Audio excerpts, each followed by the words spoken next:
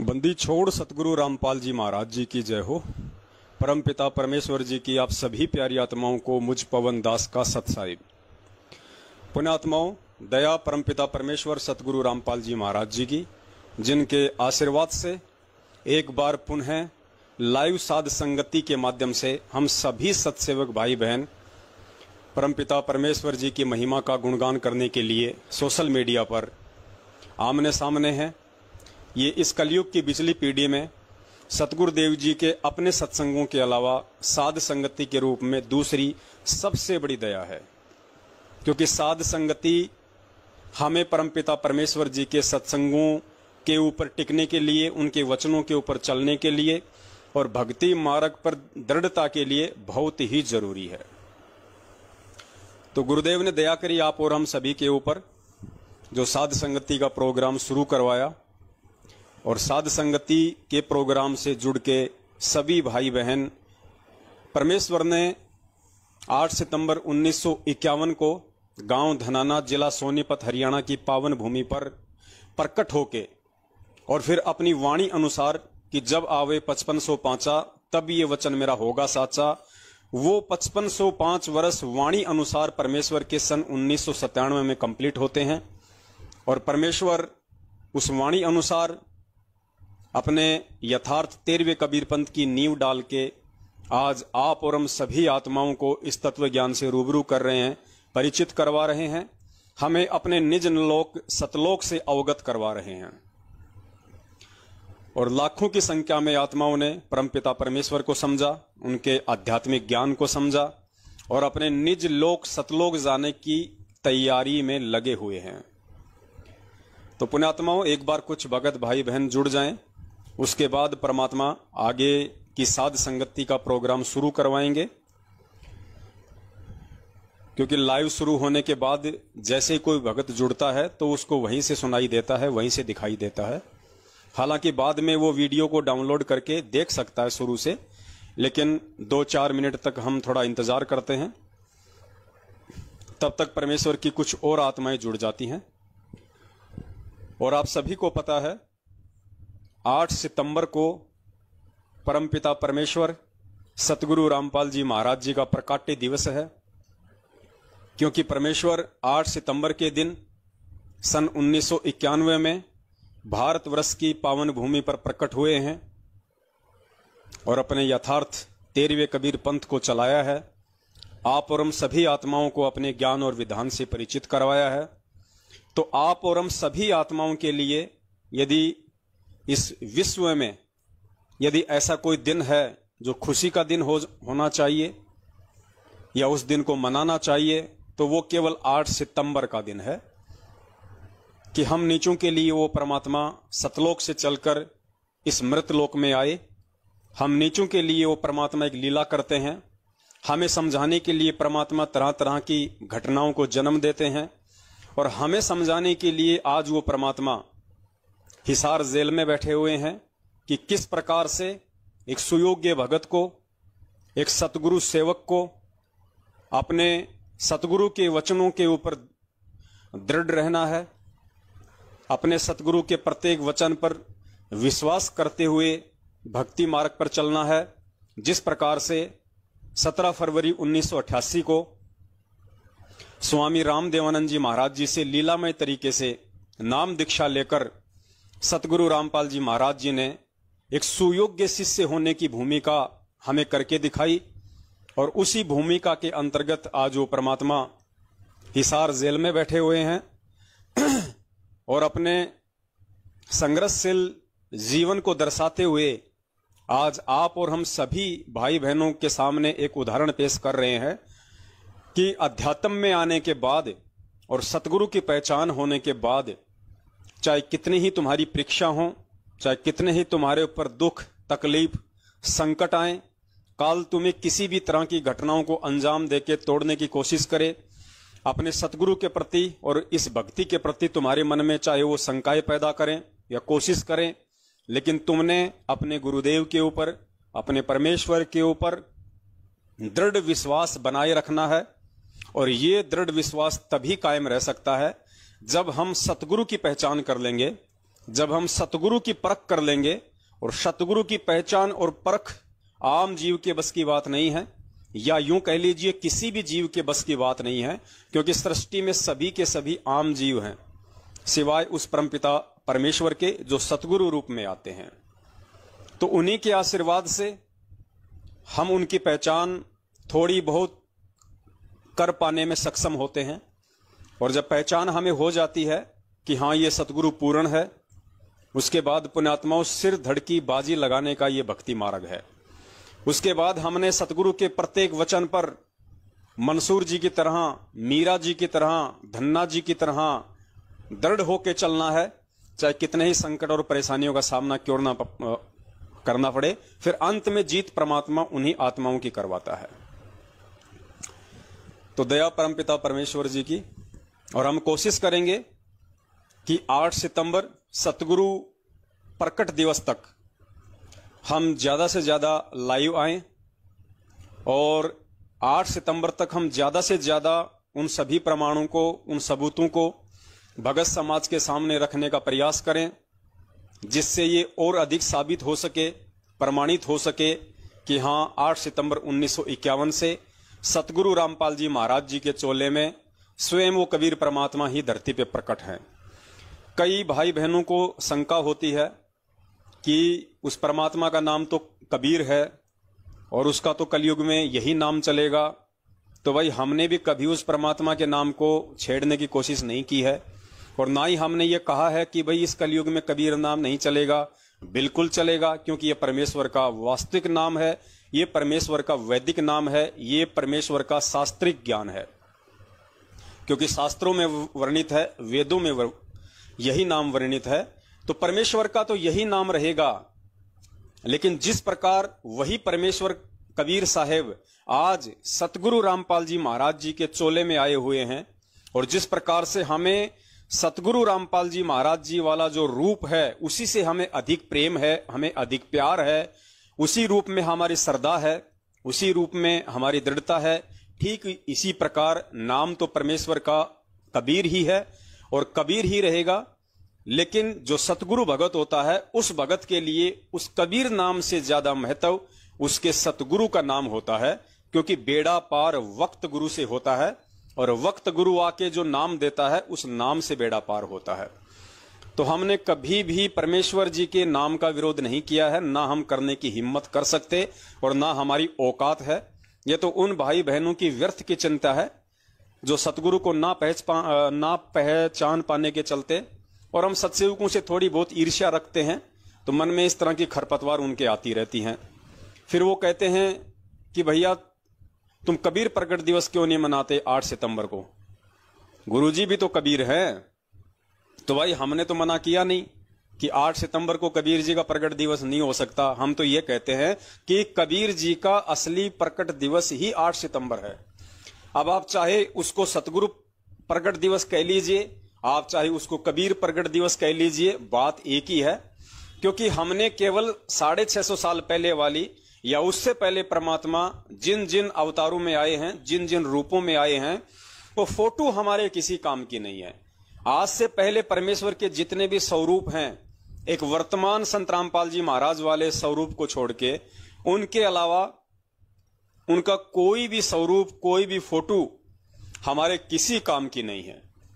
तो हमने तो केवल फोटो को रिजेक्ट किया है कि वो फोटोएं हमारे किसी काम की नहीं है। और वो जो फोटो हैं, जैसा हम देखते हैं दाढ़ी मूछ वाला रूप, उस रूप को तो काल भगवान ने मांग रखा है। यानी उस रूप में तो वो कभी भी आके किसी भी जीव को भ्रमित कर सकता है। ये उसके पास में पावर है, उसने वरदान लिया हुआ है। आपको पिछले वीडियो में परमात्मा का वो सत्संग भी सुनाया था, आज भी सुना देंगे यदि टॉपिक आया तो दया परमात्मा की। तो 8 सितंबर को चाहे आप सतगुरु प्रगट दिवस कह लीजिए, चाहे उसको कबीर प्रगट दिवस कह लीजिए, बात एक ही है। ये तो खाली सोच का फर्क है। तो पुण्यात्माओं, अब हो क्या रहा है कि सतलोक आश्रम मैनेजमेंट हरियाणा भी अपनी पिछले वर्ष की जो करनी थी, कौन सी करनी? इन्होंने जो 8 सितंबर को सतगुरु रामपाल जी महाराज जी का जन्म दिवस मनाया था, सरेआम इन्होंने पीले पर्चे संगत में डाले थे, ऑडियो संगत में डाली थी, और बाकायदा इन्होंने 8 सितंबर के दिन 2 या 3 घंटे का एक सत्संग भी चलाया था साधना टीवी चैनल पे, दिन के 9 से 12 बजे तक, और सभी भगत भाई बहनों से उस अविनाशी परमात्मा का जन्मदिन मनवाया था, जन्म दिवस मनवाया था। तो 1 साल होने को आ रहा है। बहुत सारी बातें हुई संगत में, सत्सेवकों से परमात्मा ने बहुत सारे सबूत और प्रमाण डलवाए, जिनसे यह साबित हो गया कि सतगुरु अविनाशी है, वो स्वयंभू है, वो प्रकट होता है। और सतगुरु का जन्म दिवस मनाने वाला अंत में कुत्ते की योनि में जाता है। ढेरों प्रमाण देखने के बाद इस 1 साल के दौरान अब इन लोगों को अंदर ही अंदर शर्म महसूस हो रही है। अब ये सोच रहे हैं कि यारो तुम तो ना घर के रहे ना घाट के, अब क्या करें? क्योंकि यहां तो परमात्मा के सत्संगों से ही सत्सेवकों ने साबित कर दिया संगत में, सैकड़ों की संख्या में 2-2, 3-3 घंटे की वीडियो डाल के कि भैया संत रामपाल जी महाराज जी खुद कबीर परमात्मा है। और 8 सितंबर को ये परमात्मा काल भगवान से आंख मिचोली खेलते हुए और आप और हम सभी पिछली पीढ़ी के शिक्षित जीवों से ज्ञान आधार से अपनी पहचान करवाने के लिए इस तरह से एक परिवार में आने की इन्होंने लीला की है। एक माता पिता अपने पास में रखने की इन्होंने एक लीला की है। एक दासी और बच्चे अपने पास में रखने की एक लीला की है। बाकी ये तो वही परमात्मा है जो 650 साल पहले कहा करता था कि मात पिता कछु ना मेरे घर दासी, और जुल्हे का सुत आण कहाया लोग करे मेरी हांसी। ये वही कबीर परमात्मा है। सिर्फ आंखों का धोखा है उन लोगों के लिए जो इस तत्व ज्ञान आधार से सतगुरु को पहचान नहीं रहे हैं। तो अब इनको शर्म आने लग गई, बेचारे शर्मिंदा हो गए, क्योंकि बहुत सारे लोगों ने देखा देखी में, जल्दबाजी में इनके कहने पे 8 सितंबर को सतगुरु का जन्मदिन तो मना लिया, लेकिन उसके बाद से उनकी आत्मा को चैन बिल्कुल भी नहीं, शांति बिल्कुल भी नहीं। हमेशा 1 साल से वो यही सोचते आ रहे हैं, हे परमात्मा दोबारा कब से 8 सितंबर आवे और कब से हमने जो इन कुकर्मियों के बहकाव में आके उस अविनाशी परमात्मा का जन्मदिन मनाने की महागलती की थी, कब हम गुरुदेव से माफी मांग के पुनः 8 सितंबर को उनका प्रकट दिवस मना के अपनी उस भूल को सुधारें और परमात्मा हमें क्षमा करे। तो जाहिर सी बात है वो सभी आत्माएं अब 8 सितंबर को सतगुरु प्रकट दिवस ही मनाएंगी, या यूं कह लीजिए कि 8 सितंबर को कबीर प्रकट दिवस ही मनाएंगी, क्योंकि उनको तो इंतजार है इस दिन का। भले ही वो सामने आके स्पष्ट रूप से नहीं कह रही हैं किसी भी कारण से, लेकिन अंदर ही अंदर ये चिंता उनको घुन की तरह खाए जा रही थी। और अब मात्र 28-29 दिन बचे हुए हैं। उन आत्माओं को बड़ी खुशी है कि अब की बार तो कम से कम इस सतलोक आश्रम मैनेजमेंट हरियाणा वालों के बहकाव में आके हम ऐसा कुकर्म करने से बचेंगे।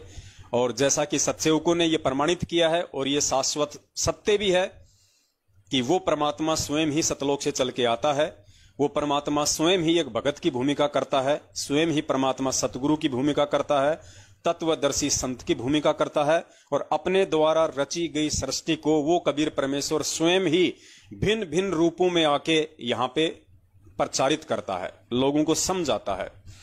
क्योंकि वैसे भी परमात्मा सृष्टि रचना में कहते हैं कि समर्थ का काम उसी को साजे और करे तो डूंडा बाजे। डूंडा यानी मूर्ख बाजे। समर्थ का काम कोई जीव नहीं कर सकता है, 21 ब्रह्मांड का स्वामी नहीं कर सकता। आप और हम जैसे 2 कौड़ी के जीवों की तो औकात क्या है। लेकिन इतनी सी राहत वो परमात्मा अपने बच्चों के अच्छे कर्म बनाने के लिए जरूर दे देता है सेवा के रूप में कि करे करावे साइया मन में लहर उठाव दादू सिर दरजीव के आप बगल हो जाए।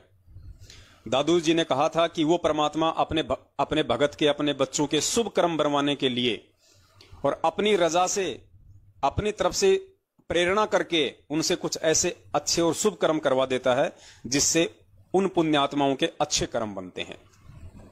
तो पुण्यात्माओं, काफी संख्या में भगत भाई बहन जुड़ रहे हैं दया परमेश्वर की। तो अब हम शुरू करते हैं आज का लाइव साध संगति का ये प्रोग्राम। और शुरुआत हमारी यहीं से है कि अब इनको शर्म आने लग गई है बहुत बुरी तरीके से। और अब की बार सतलोक आश्रम मैनेजमेंट हरियाणा की इस कमेटी ने अपने सभी स्टेट कोऑर्डिनेटर और अन्य जितने भी महापुरुष हैं, जो पहुंची हुई हस्तियां हैं, उन सभी ने मिलकर एक मीटिंग की है।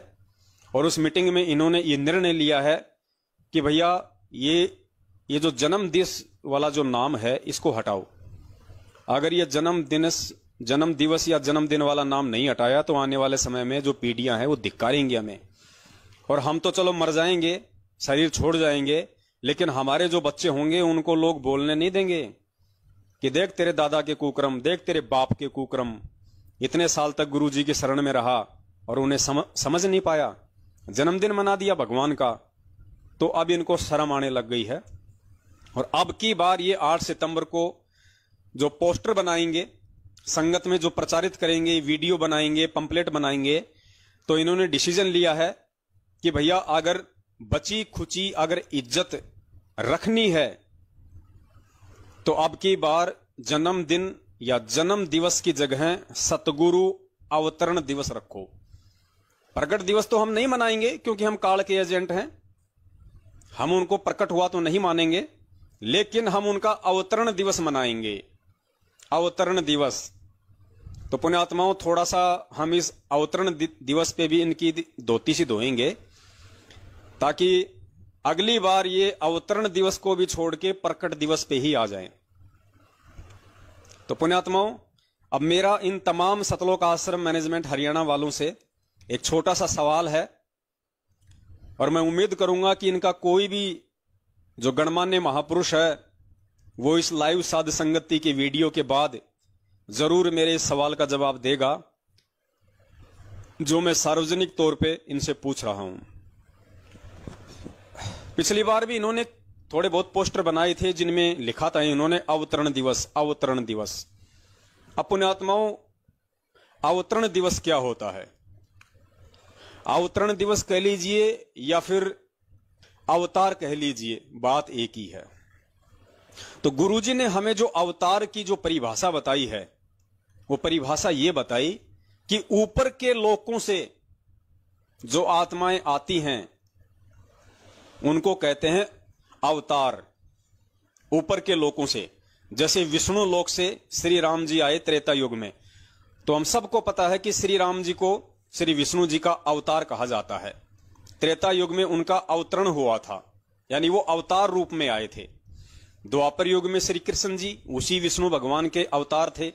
तो सबको पता है कि श्री कृष्ण जी विष्णु भगवान के अवतार थे, उनको अवतरण कह लीजिए कि वो ऊपर के लोकों से नीचे के लोक में आए। अब मेरा इनसे सवाल यह है कि गुरुदेव ने हमें जो अवतार या अवतरण की जो परिभाषा बताई है उसके अकॉर्डिंग यदि कबीर परमात्मा का कोई अवतार इस धरती पे आएगा, अगर तुम सतलोक आश्रम मैनेजमेंट हरियाणा वाले ये मानते हो, क्योंकि ये तो तुम्हारे पोस्टर साबित करते हैं कि तुमने लिखा है पिछली बार भी कि संत रामपाल जी महाराज जी का अवतरण दिवस 8 सितंबर 1951। तो जिस प्रकार से विष्णु भगवान का कोई भी जो अवतार आता है इस पृथ्वी पे, उसके द्वारा दिया हुआ ज्ञान प्रचार करने के लिए या जो भी उनकी लीला होती है पूर्व निर्धारित, वो कंप्लीट करने के लिए, तो विष्णु भगवान का जो भी अवतार इस पृथ्वी पे आता है वो विष्णु लोक से आता है। और शंकर भगवान का यदि कोई अवतार इस पृथ्वी पे आएगा तो वो शंकर जी के लोक से आएगा। जैसे गुरुजी ने बताया कि मोहम्मद जी थे, मुस्लिम धर्म के जो प्रवर्तक थे मोहम्मद, हजरत मोहम्मद, वो शंकर भगवान के गण थे, वो शंकर जी के लोक से आए थे। तो मोहम्मद जी का जो अवतरण है वो कहां से हुआ था? शंकर जी के लोक से। ऐसे यदि कोई ब्रह्मा जी का अवतार होगा तो वो ब्रह्म लोक से आएगा। इसी प्रकार यदि कोई कबीर परमात्मा का अवतार होगा तो कबीर परमात्मा का अवतार जाहिर सी बात है सतलोक से आएगा, क्योंकि कबीर परमात्मा सतलोक में रहते हैं, वो उनका निज लोक है। तो कबीर परमात्मा का यदि धरती पे कोई अवतार आएगा, और तुम संत रामपाल जी महाराज जी को परमात्मा तो नहीं मानते, लेकिन तुम बार बार इस बात का जिक्र करते हो कि संत रामपाल जी महाराज उस कबीर परमात्मा के अवतार हैं। संत रामपाल जी महाराज जी को उस कबीर परमात्मा ने भेजा है अपना संत बना के, अपना प्रतिनिधि बना के। तो जाहिर सी बात है इस बात को दुनिया में कोई काट नहीं सकता, और ना ही तुम लोग इस बात को काट सकते कि यदि संत रामपाल जी महाराज तुम लोगों के अनुसार कबीर परमेश्वर के अवतार हैं, तो जाहिर सी बात है कबीर परमेश्वर का अवतार सतलोक से आएगा, उस कबीर लोक से आएगा। अब मेरा सबसे बड़ा सवाल यह है पुण्यात्माओं अगर संत रामपाल जी महाराज जी को तुम कबीर भगवान का अवतार भी मानते हो, और यह सत्य है कि कबीर जी का अवतार वो कबीर लोक से आएगा, सतलोक से आएगा, तो सतलोक से कौन आत्मा आएगी? सतलोक से वही आत्मा आएगी जो आत्मा इस मृत्यु लोक के जन्म और मरण के इस दीर्घ रोग से मुक्त होके सतलोक में जा चुकी है। जिस आत्मा का इस पृथ्वी लोक से और इस पृथ्वी लोक के प्राणियों से किसी प्रकार का कोई कनेक्शन नहीं, जिसका इस पृथ्वी लोक पे किसी प्रकार का कोई ऋण शेष नहीं, क्योंकि सतलोक तो वही आत्मा जा सकती है जब तक वो आत्मा 21 ब्रह्मांड तक का और 7 संख्य ब्रह्मांड का जो स्वामी है अक्षर पुरुष, जब तक उन सभी का वो ऋण चुकता नहीं कर देगी तब तक वो आत्मा सतलोक में जा नहीं सकती। तो अगर संत रामपाल जी महाराज यदि कबीर जी के अवतार हैं तो जाहिर सी बात है वो सतलोक से पृथ्वीलोक पे आए 8 सितंबर 1951 को, और सतलोक से आए हैं तो इस पृथ्वीलोक से उनका कोई ऋण नहीं, उनका कोई लेन देन नहीं, वो तो खाली कबीर परमात्मा के दास बन के आए, वो तो खाली कबीर परमात्मा के प्रतिनिधि बन के आए हैं, उनका नाम लेके आए हैं, उनकी शब्द शक्ति लेके आए हैं, वो तो उनके आदेश से उनका काम पूरा करने के लिए आए। तो संत रामपाल जी महाराज जी का तो पृथ्वीलोक पे किसी प्रकार का कोई ऋण है ही नहीं। तो मेरा सवाल तुम लोगों से यह है कि यदि संत रामपाल जी महाराज जी को तुम कबीर जी का अवतार मानते हो और कबीर जी का अवतार सतलोक से आएगा और सतलोक से जो प्राणी यहां आएगा उस परमात्मा का संदेशा लेके, तो इस लोक से उसका किसी प्रकार का कोई ऋण नहीं है, तो फिर वो संत रामपाल जी महाराज गांव धनाना, जिला सोनीपत, हरियाणा में भगतमती इंद्रो माई के गर्भ से जन्म क्यों लेगा? उनके पेट में 9 महीने वो कष्ट क्यों उठाएगा? उनके पेट में 9 महीने ऊपर को पैर नीचे को सिर वो नरक क्यों भोगेगा? क्योंकि सतलोक से जो आत्मा आएगी उस आत्मा का इस पृथ्वी लोक पे कोई ऋण नहीं होता है।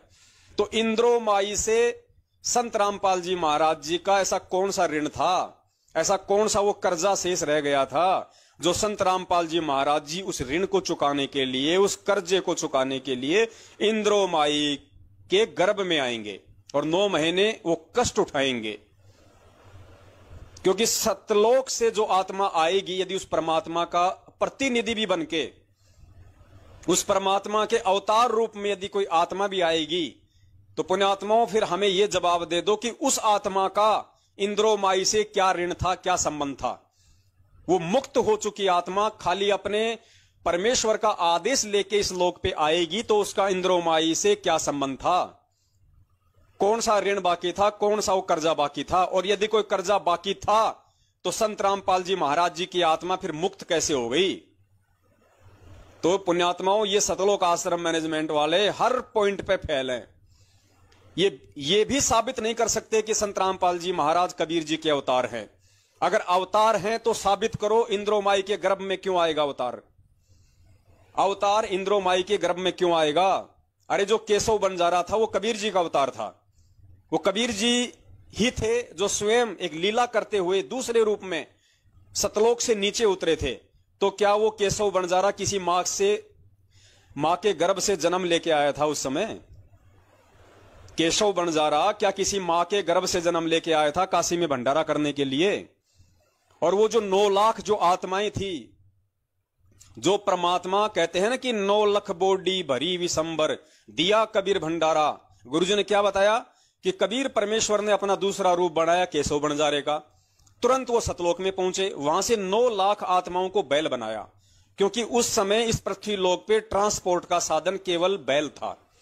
अगर उस समय ट्रक होते तो परमात्मा उनको बैल नहीं बनाते, परमात्मा तुरंत ट्रक बना लेते अपने आप ही अपने शब्द से और सामान लाद के वापस ले आते। तो उस समय ट्रांसपोर्टेशन का कोई साधन था नहीं, केवल बैलगाड़ियों से या बैलों से होता था। तो परमेश्वर ने उन सतलोक वाली आत्माओं को बैल बनाया। ये परमेश्वर के गुणों में है, ये परमेश्वर के पास में पावर है, शब्द शक्ति है। वो चाहे तो आत्मा का पत्थर बना दे, चाहे तो बैल बना दे, बैल से वापस परमेश्वर उसको सतलोक में बैठा दे। तो गुरुजी ने क्या कहा कि वो 9 लाख आत्माएं सतलोक से परमात्मा लेके आए थे, वो बैल बन के आई थी। और उसके बाद में जो सेवादार थे, जितने भी सेवादार थे, वो सारे के सारे सेवादार भी परमात्मा सतलोक से लेके आए थे।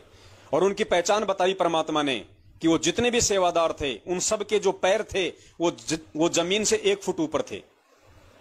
किसी भी प्राणी का जो सेवादार बन के आए थे जो सतलोक से, एक का भी पैर जमीन को नहीं छू रहा था। उसका रीजन बताया गुरुजी ने कि ये ऐसा गंदा लोक है कि पृथ्वी ऊपर पग जो धारे वो करोड़ जीव एक दिन में मारा है। एक दिन में 1 करोड़ जीव मरते हैं हमारे से, जब हम रोजी रोटी के लिए अपने घर से बाहर निकलते हैं। तो वो सेवादार तो 3 दिन रहे थे काशी में, तो 3 दिन में तो 3 करोड़ जीव मर जाते, और 3 करोड़ जीवों का भार और ऋण उतारने के लिए उनको असंख्य जन्म फिर यहीं पे भोगने पड़ते। तो परमेश्वर ने तो उन आत्माओं के पृथ्वी पे पैर भी नहीं टिकने दिए। वो थे कबीर जी के अवतार, वो थे सतलोक से आई हुई आत्मा उस परमेश्वर की। तो पुण्यात्माओं, जब वो 9 लाख बैल वो किसी गाय के गर्भ से जन्म लेके नहीं आए, वो जितने भी हजारों की संख्या में सेवादार लेके आए थे परमात्मा 650 साल पहले सतलोक से, कोई भी सेवादार किसी मां के गर्भ से जन्म लेके नहीं आया। उनके तो जमीन पे पैर तक नहीं टिक रहे थे, क्योंकि वो आत्मा थी, वो जीव थे। अगर उनके पैर जमीन पे टिक जाते तो उन पे यहां का जो कर्म विधान है वो लागू हो जाता। इसलिए परमात्मा ने उनके पैर नहीं टिकने दिए। लेकिन केशव बंजारे के रूप में परमात्मा ने जमीन पे पैर टेके हुए थे। खुद वो कबीर परमात्मा 120 साल तक रहा, उसने जमीन पे पैर टेके हुए थे, क्योंकि ये इस पृथ्वी लोक के जो ये विधान है, जो ये कर्म है, ये उस परमेश्वर पे लागू नहीं है, बाकी हर जीव पे लागू है, हर आत्मा पे लागू है। तो सतलोक से तो वो आत्मा आई थी उस परमात्मा की। तुम कहते हो कि संत रामपाल जी महाराज जी कबीर जी के अवतार हैं। अरे कबीर जी के अवतार भी, यानी वो आत्माएं भी काशी में आई थी 650 साल पहले, जिनके परमात्मा ने पृथ्वी पे पैर नहीं टिकने दिए। क्यों नहीं टिकने दिए? क्योंकि उनपे वो कर्म लागू हो जाता, क्योंकि वो जीव थे, वो आत्माएं थी। लेकिन परमेश्वर ने केशव बंजारे के रूप में जमीन पे पैर टेके, और खुद वो कबीर परमात्मा तो टिकाया था। तो भाई, यदि संत रामपाल जी महाराज जी कोई आत्मा होती उस कबीर परमात्मा की भेजी हुई, तो अब आप समझ सकते हो कि आत्मा इस पृथ्वी लोक पे उस परमात्मा का काम नहीं कर सकती। आत्मा तो खुद यहां पे ऋण संबंधों में बन जाएगी, काल भगवान उसको जकड़ लेगा। तो इसलिए यदि तुम अपने इज्जत बचाव के लिए, अगर तुम अब की बार 8 सितंबर को ये अवतरण दिवस का भी बहाना गढ़ोगे कि संत रामपाल जी महाराज तो कबीर जी के अवतार हैं, उनका अवतरण दिवस मनाएंगे, तो यहां भी तुम फेल हो जाओगे भाई। तुम्हारे पास जवाब नहीं है, तुम्हारे पास देने के लिए जवाब नहीं है। तुमसे बच्चा सवाल करेगा कि रे नालायको, तुमने इतने दिनों से क्या आध्यात्मिक ज्ञान समझा? अगर कबीर जी के अवतार संत रामपाल जी महाराज है, तो अवतार तो सतलोक से आएगा कबीर जी का। कबीर जी का अवतार कोई विष्णु लोक से तो आएगा नहीं, कबीर जी का अवतार है तो सतलोक से आएगा। अब सतलोक से आएगा तो इंद्रोमाई के गर्भ से क्यों आएगा? मुझे ये बता दो, इंद्रोमाई से उसका कौन सा ऋण शेष रह गया था? और शेष रह गया था तो वो आत्मा सतलोक कैसे गई और सतलोक पहुंच गई और परमेश्वर के आदेश से आई है, तो उसका इंद्रोमाई से क्या ऋण है? तुम गोल गोल घूमते रहोगे, तुम्हारे को 7 जन्मों में इस सवाल का जवाब नहीं मिलेगा।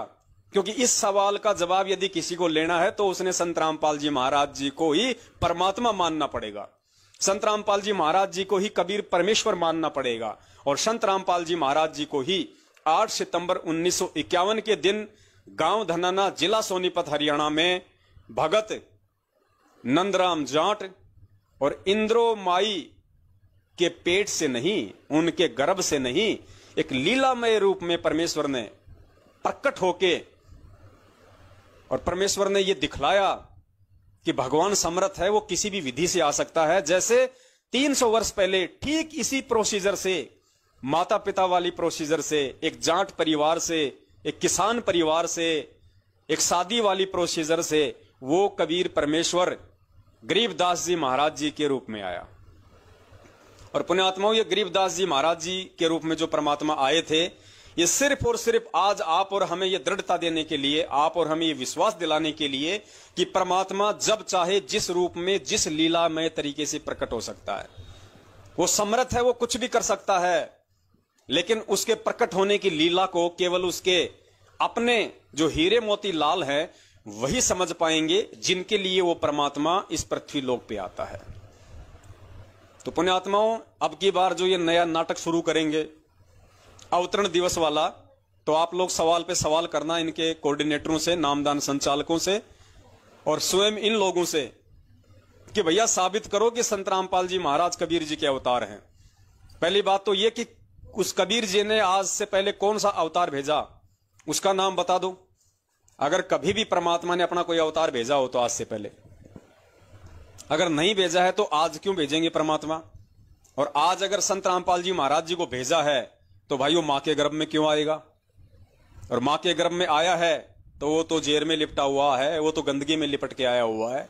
और जो मां के गर्भ से आया है वो ऋण संबंधी होता है, वो कर्जदार होता है, जो खुद 9 महीने मां के पेट में नरक भोग रहा हो, जो जेर रूपी उस गंदगी में लिपट के आया हो, जो आप और हमारी तरह एक मानुस हो, वो हमें क्या पार करेगा? हमें कहां से पार करेगा?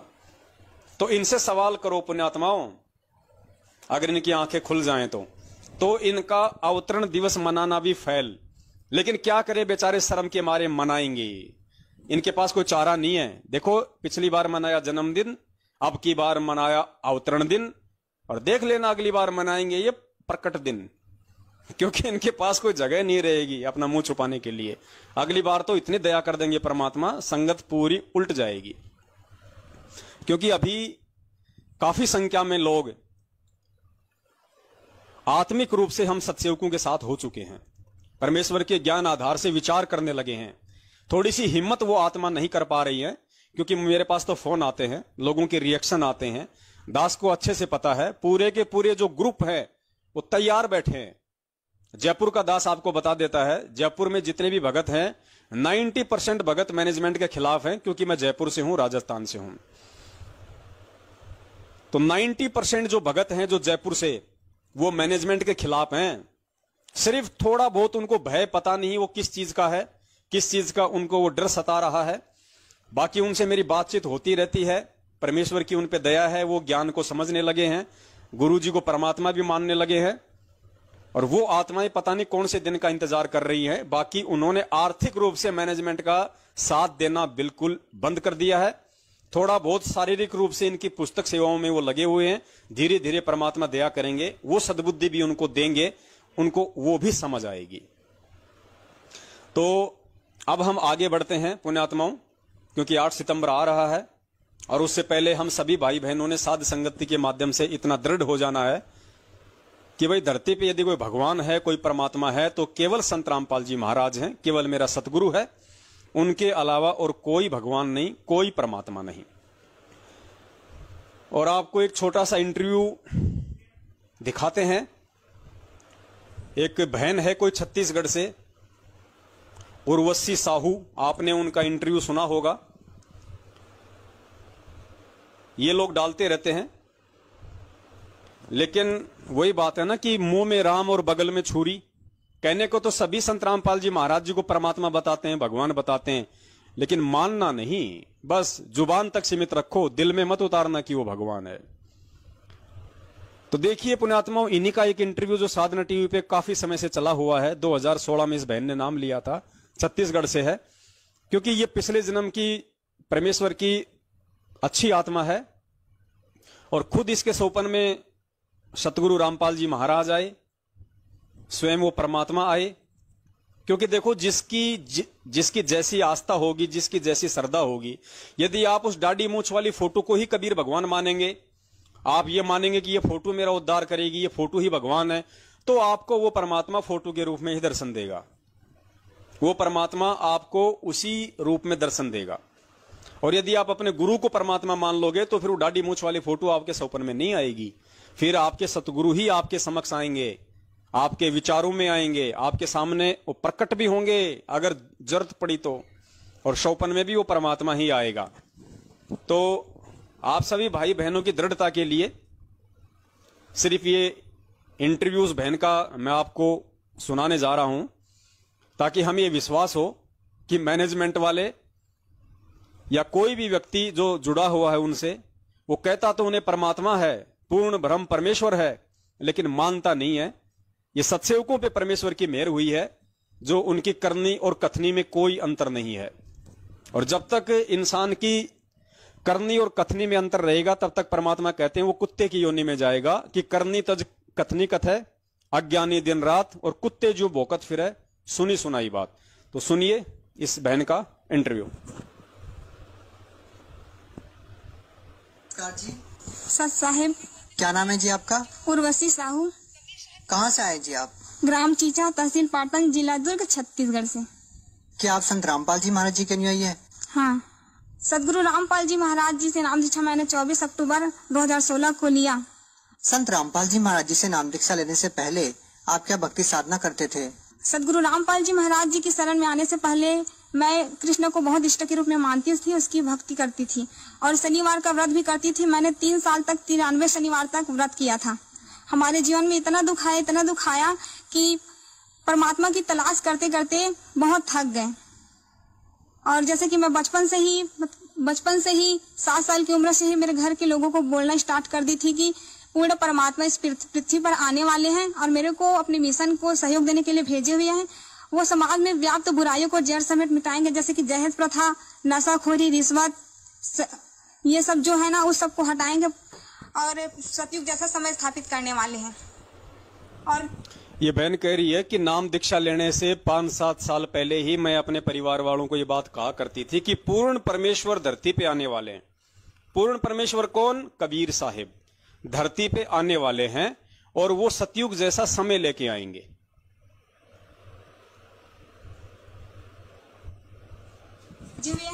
वो समाज में व्याप्त बुराइयों को जड़ समेत मिटाएंगे, जैसे कि दहेज प्रथा, नशाखोरी, रिश्वत, ये सब जो है ना, उस सब को हटाएंगे और सतयुग जैसा समय स्थापित करने वाले हैं। और मेरे को 2016 में भी मिलने वाला है, ये भी बताया था। क्या आपको समय की जानकारी थी? आपको जो महापुरुष जिसके बारे में आप बचपन से अपने परिवार वालों को बताते रहे हैं, वो आपको कब मिलेंगे? क्या आपको कोई जानकारी थी? बस समय पता था और पूर्ण परमात्मा है ऐसा करके पता था। लेकिन हमारे हिंदू धर्म में व्याप्त जो गुरु है ना, वो लोग कृष्ण को ही पूर्ण परमात्मा समझते थे। तो मैं कृष्ण को ही पूर्ण परमात्मा समझकर उसकी भक्ति करने लगी। कृष्ण को हमेशा अपने साथ रखती थी। स्कूल जाती थी तो उसके अपने बस्ते में छिपा कर ले जाती थी और देखती थी।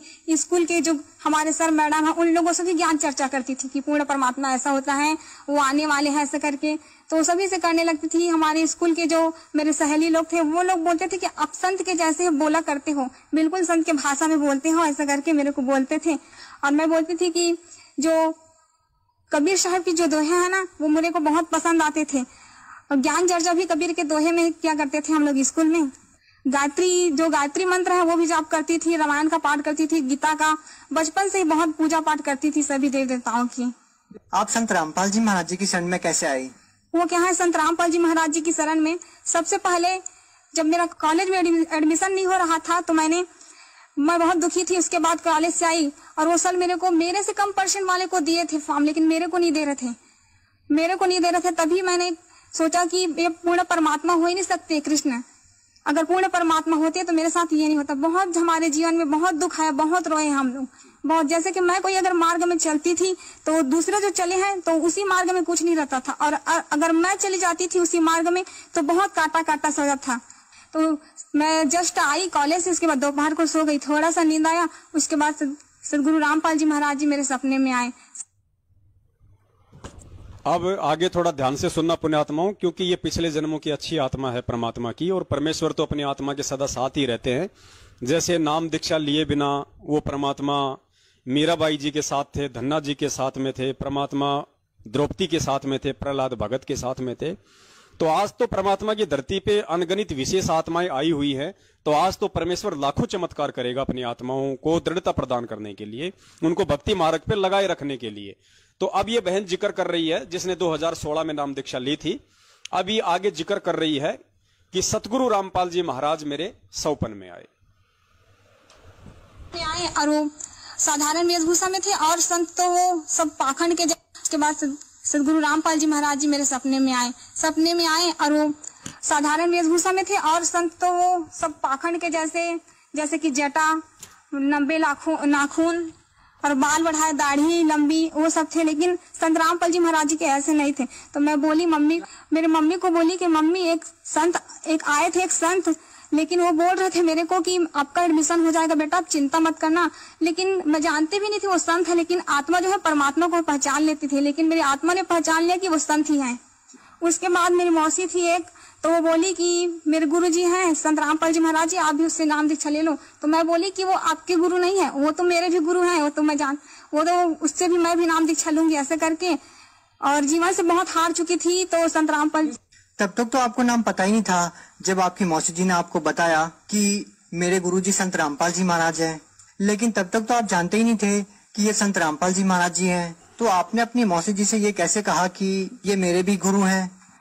वो क्या है ना कि आत्मा परमात्मा को पहचान सकते हैं, इसी प्रकार मेरी आत्मा ने भी गवाही दिया। तभी मैंने कहा कि ये भी मेरे गुरुदेव हैं। उसके बाद मैंने संत रामपाल जी महाराज जी से नाम दीक्षा लिया। देखिए, जो भी श्रद्धालु संत रामपाल जी महाराज जी से नाम दीक्षा लेता है तो उसको आध्यात्मिक लाभ होते हैं, भौतिक लाभ होते हैं, शारीरिक लाभ होते हैं। आपसे जानना चाहेंगे कि संत रामपाल जी महाराज जी से नाम दीक्षा लेने के बाद आपके जीवन में क्या बदलाव आया, आपको क्या लाभ हुआ? सबसे पहले मेरे को लाभ तो आध्यात्मिक हुआ। मैंने एक दिन परमात्मा से कहा था कि गुरुजी मेरे को इस लोक में रहना नहीं है, मेरे को सतलोक जाना है, मुझे नहीं रहना परमात्मा। तो गुरुजी एक दिन आए सदगुरु रामपाल जी महाराज जी और बोले कि बेटा आपको मैं आज रात को सतलोक ले जाऊंगा ऐसे करके। उसके बाद संत रामपाल जी महाराज जी आए, मेरे हाथ पकड़कर बोले कि चलो जाएंगे सतलोक ऐसे करके। अपनी मम्मी को बता देना बेटा ऐसे करके बोले। तो मम्मी को जस्ट मैं बताई कि मम्मी मैं सतलोक जाने वाली हूँ, आप डरना मत, मेरे को कुछ नहीं होगा, सदगुरु रामपाल जी महाराज जी मेरे साथ है ऐसे करके। क्या उस टाइम पे आपके माता पिता ने या आपके घर वालों ने संत रामपाल जी महाराज जी से नाम दीक्षा ले रखी थी? जी हाँ, संत रामपाल जी महाराज जी से मेरे परिवार वालों ने, मेरी मम्मी ने भी नामदान लिया था। उसके बाद क्या होता है? उसके बाद गुरुजी आए और मेरे हाथ पकड़ कर ले गए। उसके बाद हम लोग पहुंचे काली रंजन के लोग, काली रंजन का लोग जहाँ पर आए वहां पर मैंने कहा कि गुरुजी मेरे को काल से बहुत डर लगता है, मैं नहीं देखूंगी उसको ऐसे करके आंख बंद कर ली। और सदगुरु रामपाल जी महाराज जी ने कहा कि बेटा आप चिंता मत करो, मैं आपके साथ हूँ। उसके बाद हम लोग त्रिकुटी पे आए, त्रिकुटी पे परीक्षा हुआ वहां पर। तो सदगुरु रामपाल जी महाराज जी वहां छुप गए।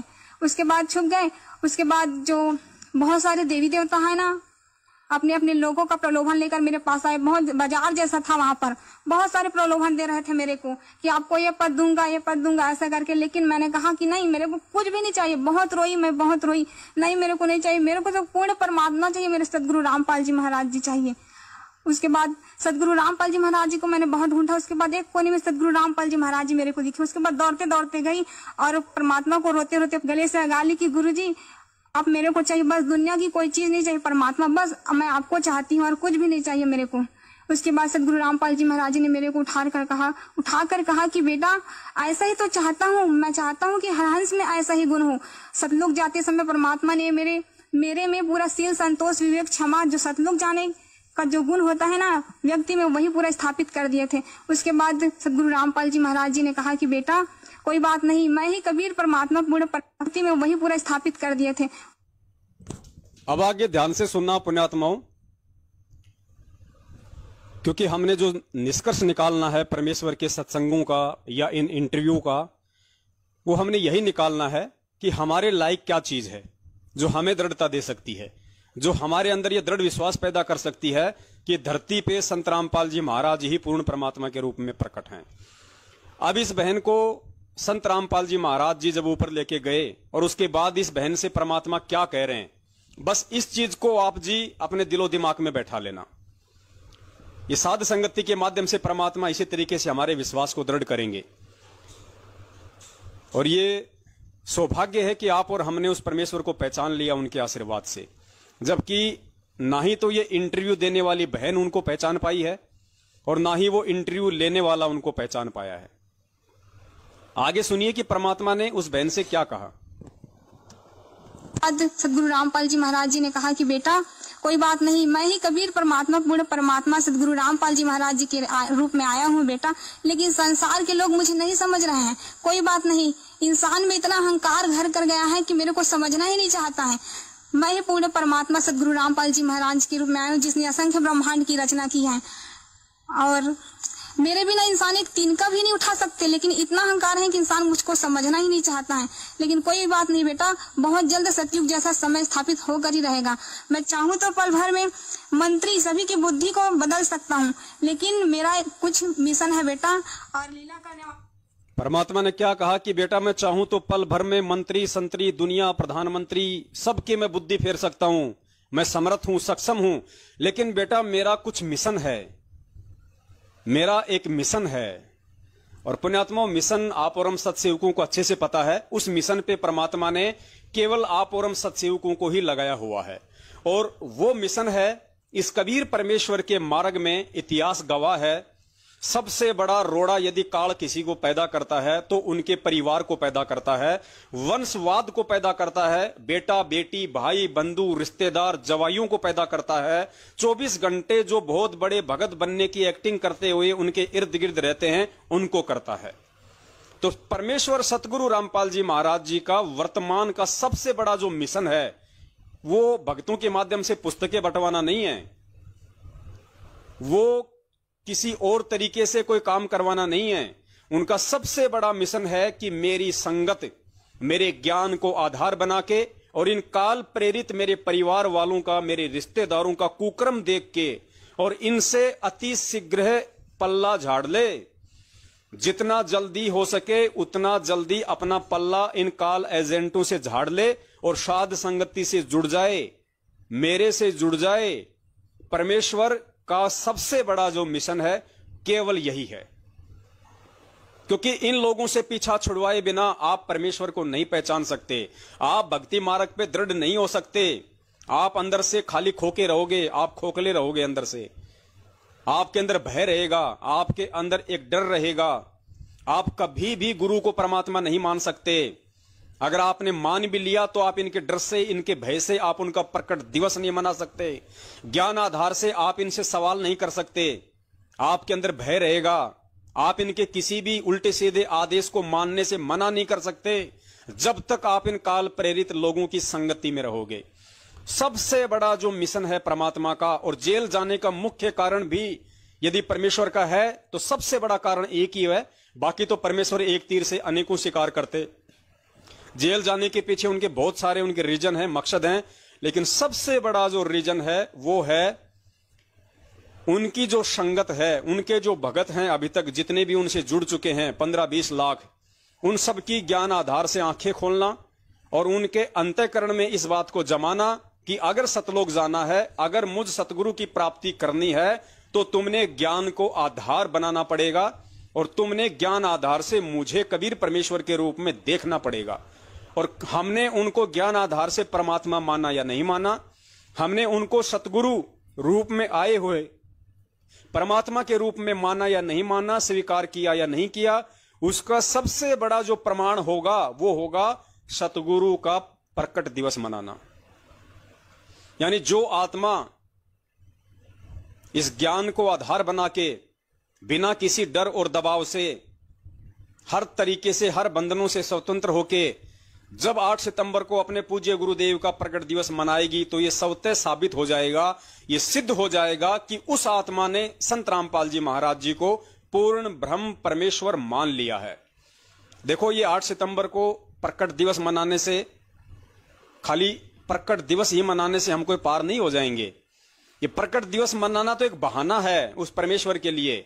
असल में वो परमेश्वर इसकी आड़ में ये देखना चाहता है कि कितनी आत्माएं मुझे पहचान पाई हैं, क्योंकि प्रकट दिवस मनाने की हिम्मत वही आत्मा करेगी जो आत्मा गुरु को परमात्मा मान चुकी होगी। ये पहचान है।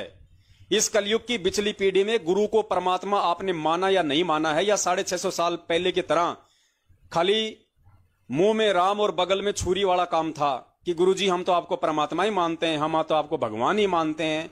और मालिक को पता था कि तुम मुझे परमात्मा मानते हो या भगवान मानते हो, और उसकी परमात्मा ने एक छोटी सी परख की थी। हमारी स्थिति से परमात्मा ने हमको ही रूबरू करवा दिया। एक ऐसी लीला की छोटी सी हाथी पे बैठने की, हम सब की हेकड़ी निकल गई। उनको कितनों ने परमात्मा माना, आज हमें मालूम पड़ गया 64 के 64 लाख फेल हो गए। तो वो स्थिति आज है, वही स्थिति आज है। परमेश्वर को तो मालूम है कि लाखों की संगत में से कितनी आत्माएं मुझे परमात्मा के रूप में देख चुकी हैं, जान चुकी हैं, पहचान चुकी हैं, और कितनी आत्माएं हैं जो केवल मुझे एक संत मानती हैं, केवल मुझे अपना गुरु मानती हैं, इससे ज्यादा नहीं मानती हैं, लेकिन दिखावा करती हैं बंदी छोड़ के जयकारे लगाने की, सतगुरु कहने की। बंदी छोड़ सतगुरु रामपाल जी महाराज की जय। और बंदी छोड़ की परिभाषा का उनको मालूम नहीं है कि बंदी छोड़ की डेफिनेशन क्या होती है। तो परमेश्वर ने हमारी स्थिति हमारे सामने रखनी चाहिए, उसके लिए परमेश्वर ने ये लीला की और ये साध संगति का प्रोग्राम चलवाया। और परमेश्वर ने ये कहलवाया कि भैया 8 सितंबर को सतगुरु रामपाल जी महाराज जी धरती पे प्रकट हैं, और जो उनका प्रकट दिवस नहीं मनाएगा वो सतलोक जाने का अधिकारी नहीं है। क्योंकि सतगुरु प्रकट दिवस मनाना इस बात का साक्ष्य है कि आपने अपने सतगुरु को पहचान लिया, आपने अपने सतगुरु को मानुष नहीं बल्कि परमात्मा मान लिया। उसके बाद मैं बहुत जल्द सतयुग जैसा समय स्थापित करूंगा। उसके बाद गुरुजी ना मेरे को सतयुग जैसा समय है उसमें ले गए। तो मैं बोली कि गुरुजी ऐसा ऐसा होगा बेटा, देखो ऐसा करके पूरा भविष्य में ले गए। तो मैं गुरुजी से बोली कि गुरुजी हम लोग जाएंगे वहीं पर, चलो ना रहेंगे ऐसे करके। तो सतगुरु रामपाल जी महाराज जी ने कहा कि बेटा हाँ बहुत जल्द रहने वाले ना, आप चिंता ना करो। तो इंटरव्यू आपने सुना उर्वशी बहन का, छत्तीसगढ़ से हैं। परमेश्वर की दया है इनके ऊपर, लेकिन अब तो ये जाने कि ये सतगुरु को परमात्मा मान पाई है या नहीं मान पाई है। कहने को तो सभी लोग ऐसी बड़ी बड़ी बातें करते हैं। और पुण्यात्माओं सबसे बड़ी बात देखो, जो इंटरव्यू ले रहा है उसका नाम है सिद्धार्थ दास।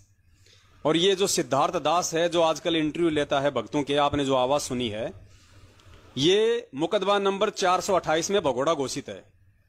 ये भगोड़ा घोषित है, ये अपना टाइम पास कर रहा है। इसको तो एक अच्छा बहाना मिल गया, कभी मध्य प्रदेश घूमने का, कभी छत्तीसगढ़ घूमने का, कभी राजस्थान घूमने का। ये मुकदमा नंबर 428 में भगोड़ा घोषित है और ये अपना टाइम पास कर रहा है। इसको मतलब नहीं है कि कोई संत गुरु रामपाल जी महाराज जी को परमात्मा बता रहा है या जीव बता रहा है, या वो परमात्मा है या नहीं है। इनको तो अपने टाइम पास से मतलब है। इनकी तो बढ़िया रोजी रोटी चल रही है। महीने का 30-40 हजार रुपया आराम से इनको संगत की जो कमाई है मेहनत की, वो हराम के रूप में इनको मिल जाती है। अच्छा खासा इनका धंधा पानी चल रहा है, इससे ज्यादा इनको कोई मतलब नहीं है। अरे इंसान है, सतगुरु का भगत है, सामने तेरी बहन क्या बोल रही है कि खुद संत रामपाल जी महाराज जी कह रहे हैं कि बेटा मैं ही कबीर परमात्मा हूं, पूर्ण ब्रह्म परमेश्वर हूं, और लोग अहंकार के चलते मुझे पहचान नहीं पा रहे। अब वो अहंकार वाला इशारा परमात्मा कहां कर रहा है? वो अहंकार वाला इशारा परमात्मा मैनेजमेंट की तरफ कर रहा है कि ये अहंकार ग्रस्त मान बढ़ाई के भूखे जीव मुझे पहचान नहीं रहे। जीव में इतना अहंकार समा गया। अरे दुनिया के लिए परमात्मा क्या कहेंगे? जिनको नाम दीक्षा दे दी, जो उनके भगत बन गए, आज उनमें इतनी मान बढ़ाई और अहंकार है, तो दुनिया से हम क्या उम्मीद करें कि दुनिया उनको भगवान मान ले? तो ये बहन सामने बोल रही है उसके, गुरुजी कह रहे हैं कि मैं ही कबीर परमात्मा हूं, पूर्ण ब्रह्म परमेश्वर हूं, लोग मुझे पहचान नहीं रहे। धरती पे संत रामपाल जी महाराज जी के रूप में मैं ही आया हुआ हूं। ये आराम से अपना पकड़ के और 10 इंच का पाए पर उसके मुंह की तरफ लगा के, हाँ जी क्या लाभ हुए, क्या लाभ नहीं हुए, फलाना दिखना तिखना। बस इनको टाइम पास से मतलब है। इनको कोई मतलब नहीं है कि वो क्या बोल रही है, मैं क्या पूछ रहा हूं और दुनिया क्या सुन रही है। इनको कोई मतलब नहीं है इन सब बातों से। तो ये सिद्धार्थ दास है, ये भगोड़ा घोषित है मुकदमा नंबर 428 में। ध्यान रखना, ये अपना टाइम पास कर रहा है छुप छुप के। अब देखियो पुण्यात्माओं, 650 साल पहले जो परमेश्वर ने लीला की थी हाथी पे बैठने की, अपनी बेटी को जो नाम दीक्षा ले चुकी थी, पहले जो कर्म से जो गणिका थी वैश्या थी, उसको परमात्मा ने सजा के धजा के हाथी पे बैठाया, रविदास जी को अपना पीलवान बनाया। और परमेश्वर ने एक परीक्षा ली थी। वो परीक्षा क्यों ली थी परमात्मा ने? सिर्फ और सिर्फ आप और हमें अपना आईना दिखाने के लिए कि जो तुम बोलते हो उसको तुम भगवान मानते भी हो क्या? तुम जो मुझे परमात्मा परमात्मा कह रहे हो, क्या तुम मुझे परमात्मा मानते भी हो क्या? तो परमेश्वर ने एक छोटी सी लीला की, ध्यान से सुनिए।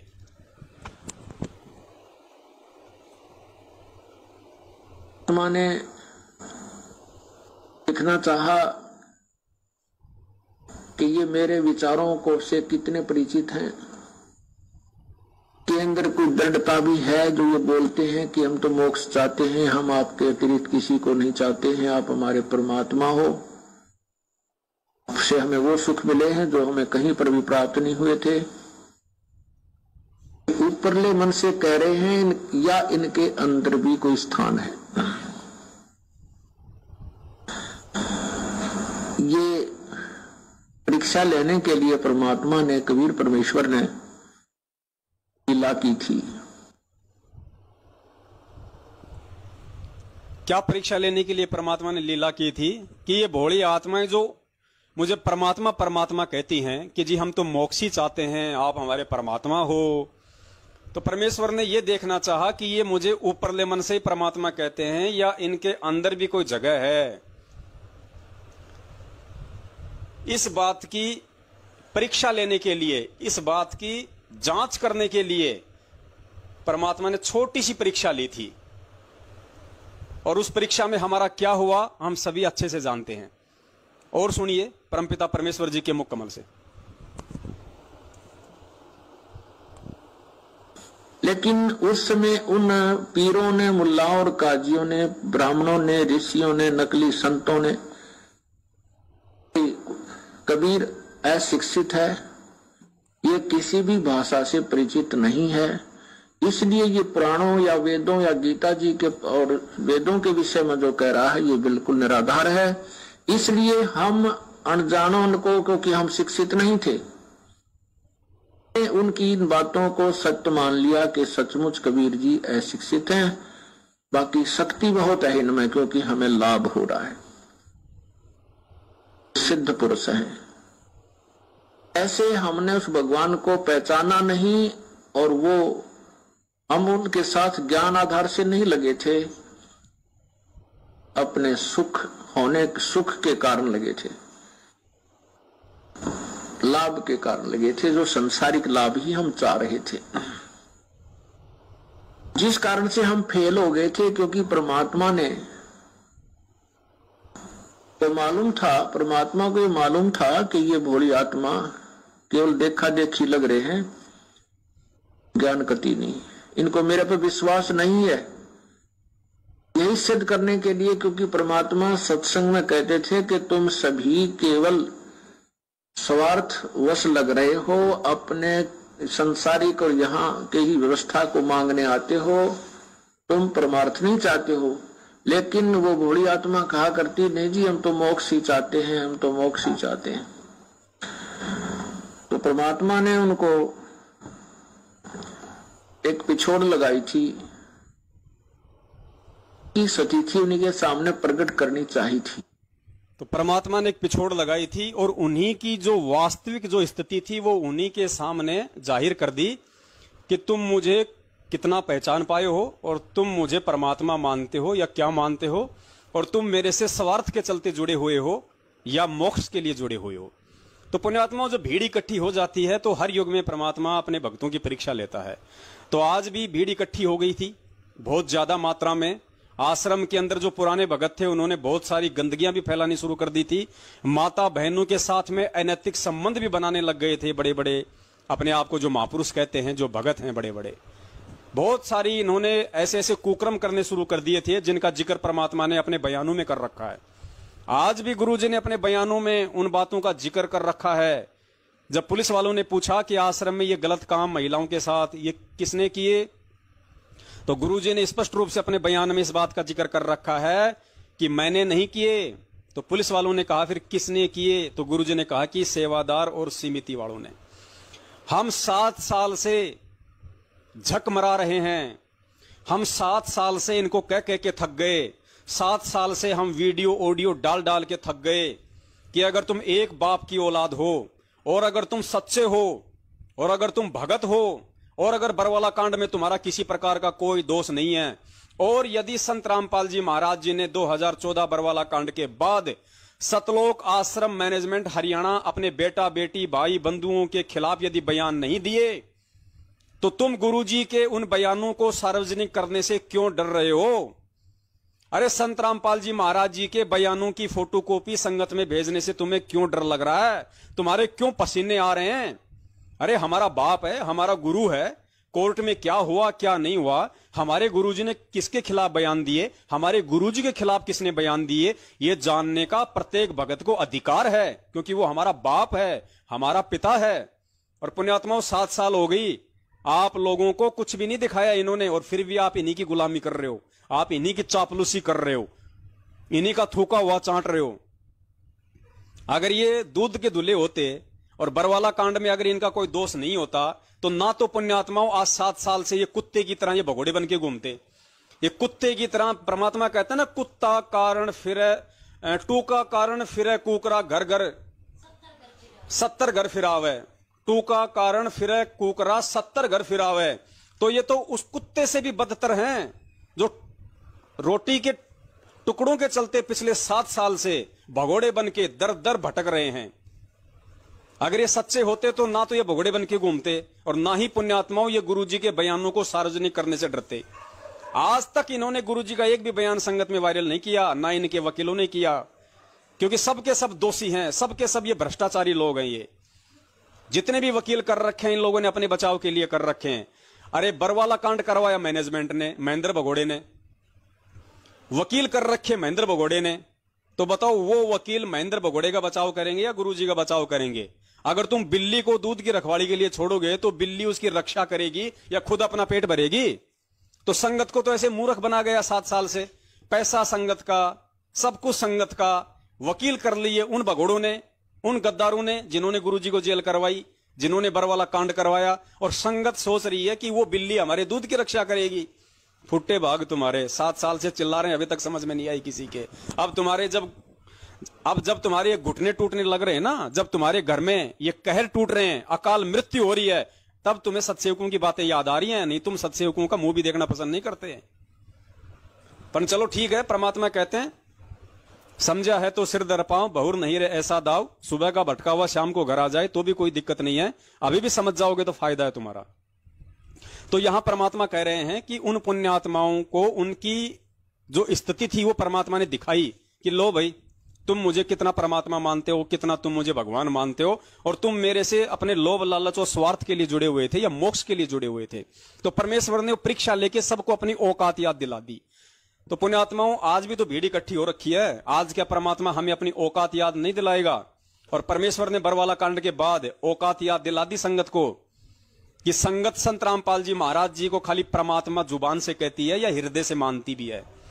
सिर्फ जुबान से बोलती है 90% संगत, सिर्फ जुबान से। बंदी छोड़ सतगुरु रामपाल जी महाराज की जय हो, हमारे गुरु जी कबीर जी हैं, हमारे गुरु जी कबीर जी के अवतार हैं, हमारे गुरु जी से हमारा मोक्ष होगा। अरे वो बात तो ठीक है, गुरु जी से ही मोक्ष होगा, लेकिन तुम कितना मान पाए गुरु जी को? ये तुम्हारी परीक्षा 7 साल से चल रही थी। और 2020 में तो परमात्मा ने तुम्हारा नींबू सा निचोड़ के रख दिया जब मैनेजमेंट ने उसी कबीर परमात्मा का जन्मदिन मनवाया और तुम लोगों ने जन्मदिन मनाया। और परमात्मा ने तुम्हारी औकात तुम्हारे सामने लाके रख दी कि देख नालायक, तू मेरे को कहता था कि मेरा गुरुजी कबीर है, मेरा गुरुजी परमात्मा है, मेरा गुरुजी भगवान है? और नालायक तूने मुझे अपने जैसे मानुष की श्रेणी में लाके खड़ा कर दिया। मेरा जन्मदिन मना के, मुझे मां के पेट से आया हुआ तूने साबित कर दिया मेरा जन्मदिन मना के। अरे नालायको, जन्मदिन तो मैं तुम्हारा ही मनाने के लिए मना करता हूं। गुरुजी के सत्संग सुनना, परमात्मा ने नाम दीक्षा लेने के बाद एक भगत को उसका जन्मदिन मनाने का आदेश नहीं दिया। अगर सतनाम मिल गया हो तो नियम पढ़ लेना।